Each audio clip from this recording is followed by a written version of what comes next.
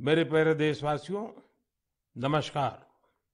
आज हम मन की बात के 96वें एपिसोड में साथ जुड़ रहे हैं।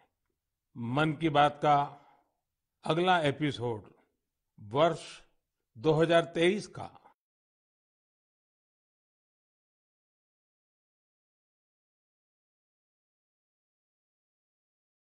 बात करने को भी बड़े आग्रह से कहा है।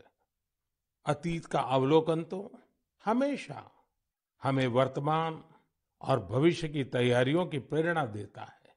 2022 में देश के लोगों का सामर्थ्य, उनका सहयोग, उनका उनकी सफलता का विस्तार इतना ज्यादा रहा कि मन की बात में सभी को समेटना मुश्किल होगा।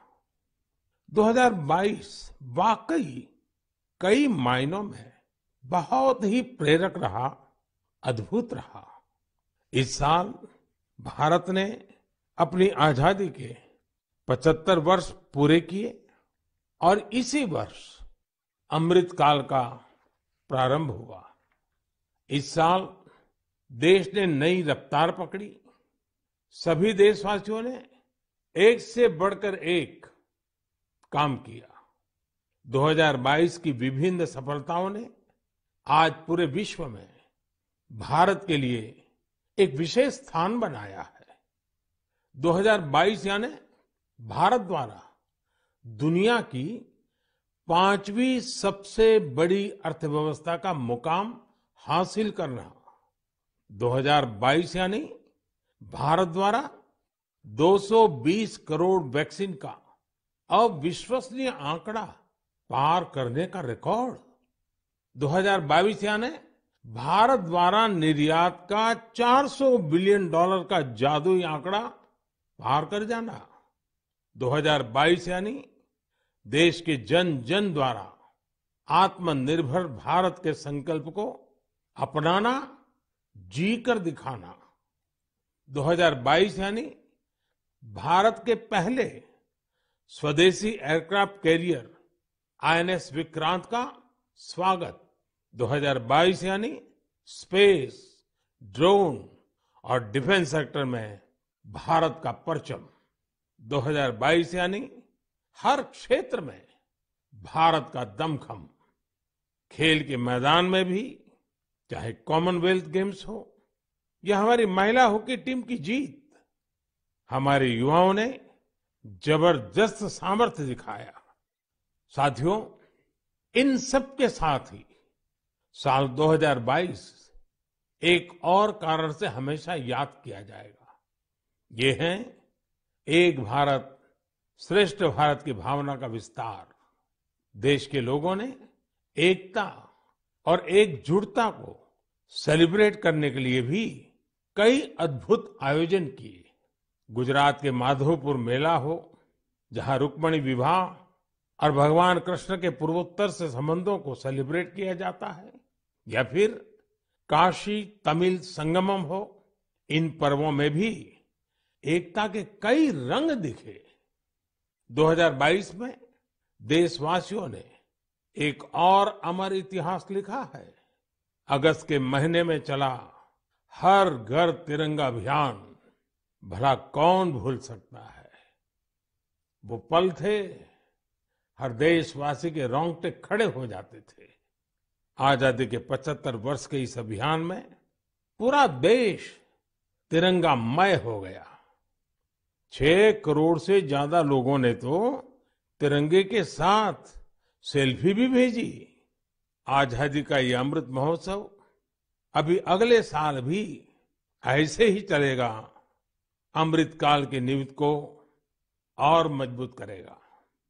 साथियों, इस साल भारत को G20 समूह की अध्यक्षता की जिम्मेदारी भी मिली है। मैंने पिछली बार इस पर विस्तार से चर्चा भी की थी। साल 2023 में हमें G20 के उत्साह को नई ऊंचाई पर लेकर जाना है। इस आयोजन को एक जन आंदोलन बनाना है। मेरे प्यारे देशवासियों, आज दुनिया भर में धूमधाम से क्रिसमस का त्योहार भी मनाया जा रहा है। ये जीसस क्राइस्ट के जीवन, उनकी शिक्षाओं को याद करने का दिन है। मैं आप सभी को क्रिसमस की ढेर सारी शुभकामनाएं देता हूं। साथियों, आज हम सभी के श्रद्धेय अटल बिहारी वाजपेयी जी का जन्मदिन भी है। वे एक महान राजनेता थे, जिन्होंने देश को असाधारण नेतृत्व दिया। हर भारतवासी के हृदय में उनके लिए एक खास स्थान है। मुझे कोलकाता से आस्था जी का एक पत्र मिला है। इस पत्र में उन्होंने हाल की अपनी दिल्ली यात्रा का जिक्र किया है। वे लिखती हैं कि इस दौरान उन्होंने पीएम म्यूजियम देखने के लिए समय निकाला। इस म्यूजियम में उन्हें अटल जी की गैलरी खूब पसंद आई।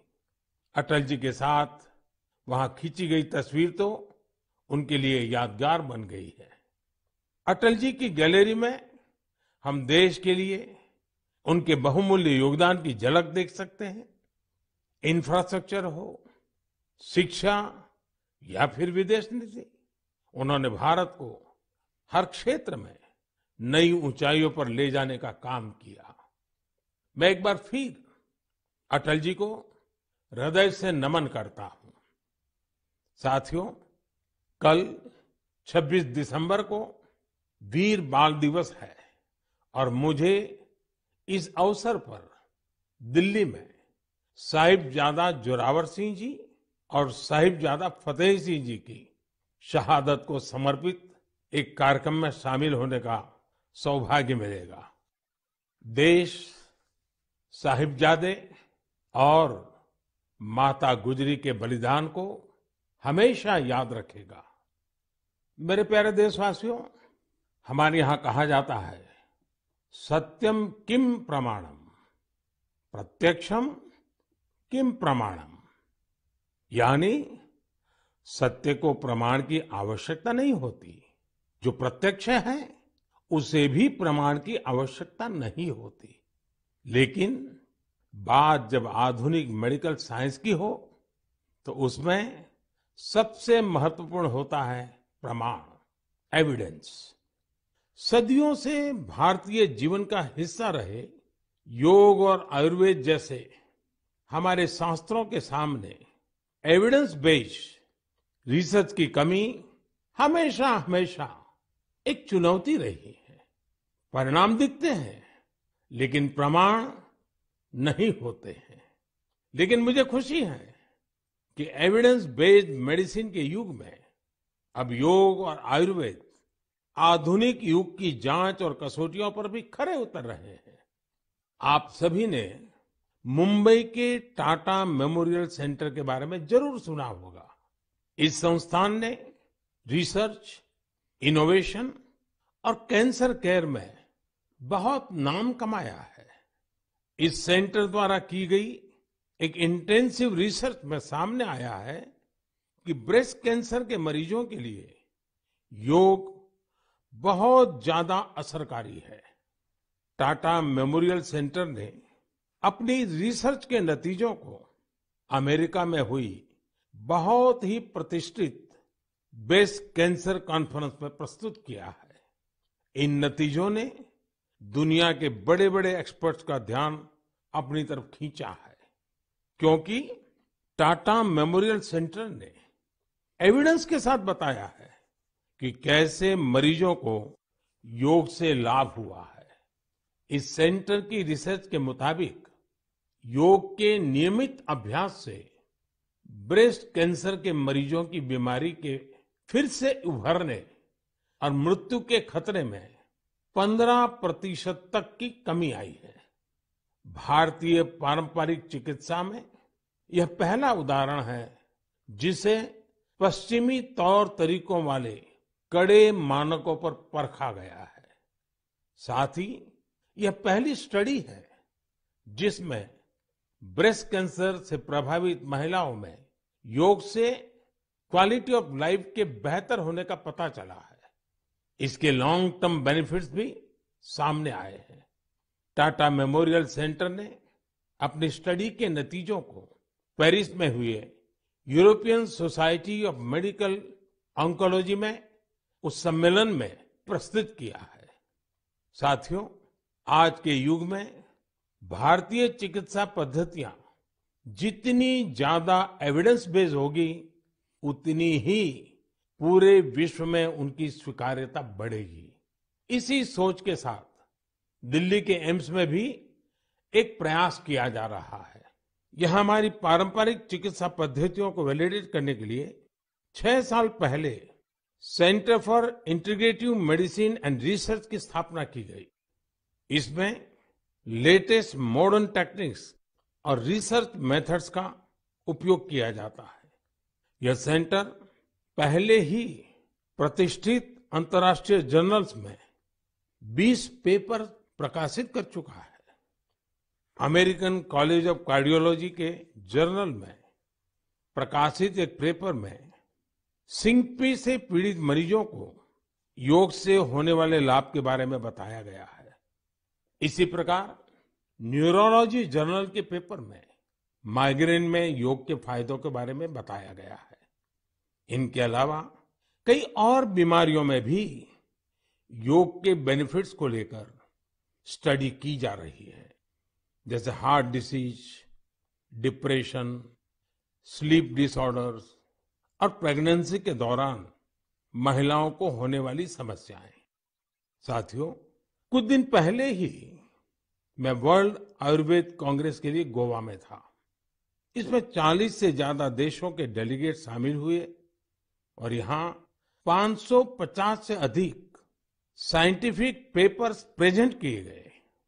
भारत सहित दुनिया भर की करीब 215 कंपनियों ने यहाँ एग्जीबिशन में अपने प्रोडक्ट्स को डिस्प्ले किया। 4 दिनों तक चले इस एक्सपो में 1 लाख से भी अधिक लोगों ने आयुर्वेद से जुड़े अपने एक्सपीरियंस को एंजॉय किया। आयुर्वेद कांग्रेस में भी मैंने दुनिया भर से जुटे आयुर्वेद एक्सपर्ट्स के सामने एविडेंस बेस्ड रिसर्च का आग्रह दोहराया। जिस तरह कोरोना वैश्विक महामारी के इस समय में योग और आयुर्वेद की शक्ति को हम सभी देख रहे हैं, उसमें इनसे जुड़ी एविडेंस बेस्ड रिसर्च बहुत ही महत्वपूर्ण साबित होगी। मेरा आपसे भी आग्रह है कि योग, आयुर्वेद और हमारी पारंपरिक चिकित्सा पद्धतियों से जुड़े हुए ऐसे प्रयासों के बारे में अगर आपके पास कोई जानकारी हो तो उन्हें सोशल मीडिया पर जरूर शेयर करें। मेरे प्यारे देशवासियों, बीते कुछ वर्षों में हमने स्वास्थ्य क्षेत्र से जुड़ी कई बड़ी चुनौतियों पर विजय पाई है। इसका पूरा श्रेय हमारे मेडिकल एक्सपर्ट्स, साइंटिस्ट और देशवासियों की इच्छा शक्ति को जाता है। हमने भारत से स्मॉल पॉक्स, पोलियो और गिनी वॉर्म जैसी बीमारियों को समाप्त करके दिखाया है। आज मन की बात के श्रोताओं को मैं एक और चुनौती के बारे में बताना चाहता हूं, जो अब समाप्त होने की कगार पर है। ये चुनौती है, ये बीमारी है कालाजार। इस बीमारी का परजीवी सैंड फ्लाई यानी बालू मक्खी के काटने से फैलता है। जब किसी को कालाजार होता है, उसे महीनों तक बुखार रहता है, खून की कमी हो जाती है, शरीर कमजोर पड़ जाता है और वजन भी घट जाता है। यह बीमारी बच्चों से लेकर बड़ों तक किसी को भी हो सकती है, लेकिन सबका प्रयास से कालाजार नाम की ये बीमारी अब तेजी से समाप्त होती जा रही है। कुछ समय पहले तक कालाजार का प्रकोप 4 राज्यों के 50 से अधिक जिलों में फैला हुआ था, लेकिन अब ये बीमारी बिहार और झारखंड के 4 जिलों तक ही सिमट कर रह गई है। मुझे विश्वास है बिहार, झारखंड के लोगों का सामर्थ्य, उनकी जागरूकता इन 4 जिलों से भी कालाजार को समाप्त करने में सरकार के प्रयासों को मदद करेगी। कालाजार प्रभावित क्षेत्रों के लोगों से भी मेरा आग्रह है कि वो 2 बातों का जरूर ध्यान रखें। एक है सैंड फ्लाई या बालू मक्खी पर नियंत्रण और दूसरा जल्द से जल्द इस रोग की पहचान और पूरा इलाज। कालाजार का इलाज आसान है। इसके लिए काम आने वाली दवाएं भी बहुत कारगर होती हैं। बस आपको सतर्क रहना है। बुखार हो तो लापरवाही ना बरतें और बालू मक्खी को खत्म करने वाली दवाइयों का छिड़काव भी करते रहें। जरा सोचिए, हमारा देश जब कालाजार से भी मुक्त हो जाएगा तो ये हम सभी के लिए कितनी खुशी की बात होगी। सबका प्रयास की इसी भावना से हम भारत को 2025 तक टीबी मुक्त करने के लिए भी काम कर रहे हैं। आपने देखा होगा, बीते दिनों जब टीबी मुक्त भारत अभियान शुरू हुआ तो हजारों लोग टीबी मरीजों की मदद के लिए आगे आए। ये लोग निक्षय मित्र बनकर टीबी के मरीजों की देखभाल कर रहे हैं, उनकी आर्थिक मदद कर रहे हैं। जन सेवा और जन भागीदारी की यही शक्ति हर मुश्किल लक्ष्य को प्राप्त करके ही दिखाती है। मेरे प्यारे देशवासियों, हमारी परंपरा और संस्कृति का मां गंगा से अटूट नाता है। गंगा जल हमारी जीवन धारा का अभिन्न हिस्सा रहा है और हमारे शास्त्रों में भी कहा गया है, नमामि गंगे तव पाद पंकजम सुर असुरई वंदित दिव्य रूपम भुक्तिम च मुक्तिम च ददासि नित्यम भाव अनुसारेण सदा नराणाम। अर्थात, हे मां गंगा, आप अपने भक्तों को उनके भाव के अनुरूप सांसारिक सुख, आनंद और मोक्ष प्रदान करती है। सभी आपके पवित्र चरणों का वंदन करते हैं। मैं भी आपके पवित्र चरणों में अपना प्रणाम अर्पित करता हूं। ऐसे में सदियों से कल कल बहती मां गंगा को स्वच्छ रखना हम सबकी बहुत बड़ी जिम्मेदारी है। इसी उद्देश्य के साथ 8 साल पहले हमने नमामि गंगे अभियान की शुरुआत की थी। हम सभी के लिए गौरव की बात है कि भारत की इस पहल को आज दुनिया भर की सराहना मिल रही है। यूनाइटेड नेशंस ने नमामि गंगे मिशन को इकोसिस्टम को रिस्टोर करने वाली दुनिया के टॉप 10 इनिशिएटिव में शामिल किया है। ये और भी खुशी की बात है कि पूरे विश्व के 160 ऐसे इनिशिएटिव्स में नमामि गंगे को यह सम्मान मिला है। साथियों, नमामि गंगे अभियान की सबसे बड़ी ऊर्जा लोगों की निरंतर सहभागिता है। नमामि गंगे अभियान में गंगा प्रहरियों और गंगा दूतों की भी बड़ी भूमिका है। वे पेड़ लगाने, घाटों की सफाई, गंगा आरती, नुक्कड़ नाटक, पेंटिंग और कविताओं के जरिए जागरूकता फैलाने में जुटे हैं। इस अभियान से बायोडायवर्सिटी में भी काफी सुधार देखा जा रहा है। हिल्सा मछली, गंगा डॉल्फिन और कछुओं की विभिन्न प्रजातियों की संख्या में काफी वृद्धि हुई है। गंगा का इकोसिस्टम क्लीन होने से आजीविका के अन्य अवसर भी बढ़ रहे हैं। यहाँ मैं जलज आजीविका मॉडल की चर्चा करना चाहूंगा, जो कि बायोडायवर्सिटी को ध्यान में रखकर तैयार किया गया है। इस टूरिज्म बेस्ड बोट सफारीज को 26 लोकेशंस पर लॉन्च किया गया है। जाहिर है, नमामि गंगे मिशन का विस्तार, उसका दायरा नदी की सफाई से कहीं ज्यादा बढ़ा है। ये जहां हमारी इच्छा शक्ति और अथक प्रयासों का एक प्रत्यक्ष प्रमाण है, वहीं ये पर्यावरण संरक्षण की दिशा में विश्व को भी एक नया रास्ता दिखाने वाला है। मेरे प्यारे देशवासियों, जब हमारी संकल्प शक्ति मजबूत हो तो बड़ी से बड़ी चुनौती भी आसान हो जाती है।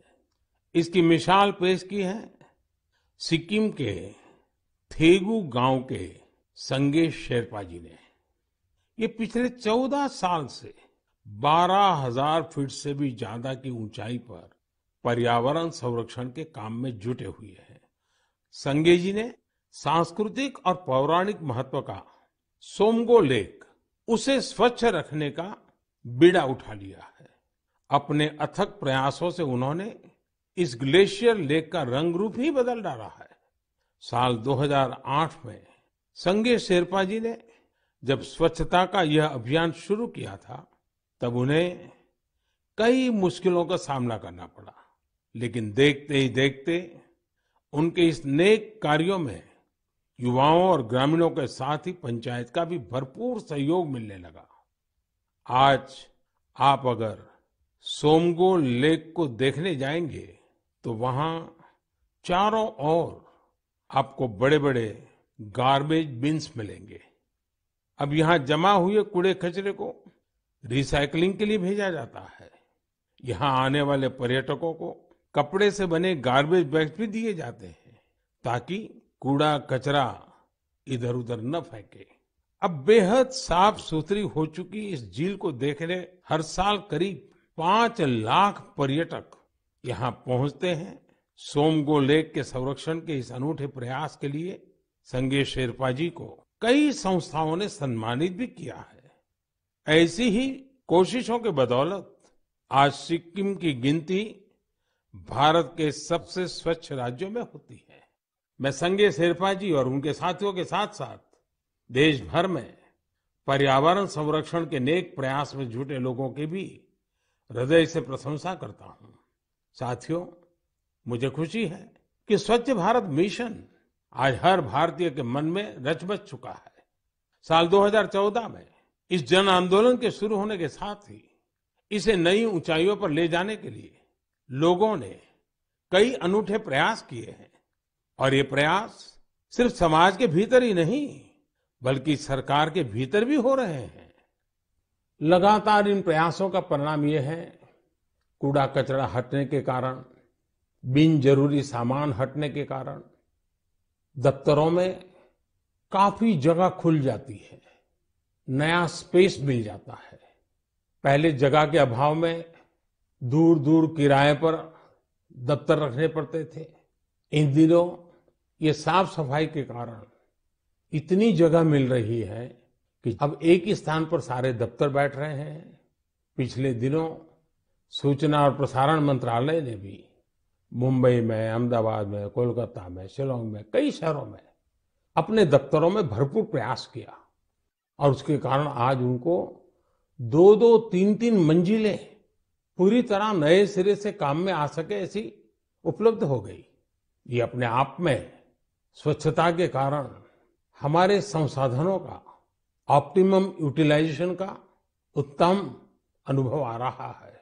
समाज में भी, गांव-गांव, शहर-शहर में भी, उसी प्रकार से दफ्तरों में भी ये अभियान देश के लिए भी हर प्रकार से उपयोगी सिद्ध हो रहा है। मेरे प्यारे देशवासियों, हमारे देश में अपनी कला संस्कृति को लेकर एक नई जागरूकता आ रही है, एक नई चेतना जागृत हो रही है। मन की बात में हम अक्सर ऐसे उदाहरणों की चर्चा भी करते हैं, जैसे कला, साहित्य और संस्कृति समाज की सामूहिक पूंजी होते हैं। वैसे ही इन्हें आगे बढ़ाने की जिम्मेदारी भी पूरे समाज की होती है। ऐसा ही एक सफल प्रयास लक्षद्वीप में हो रहा है। यहाँ कल्पेनी द्वीप पर एक क्लब है, कुमेल ब्रदर्स चैलेंजर्स क्लब।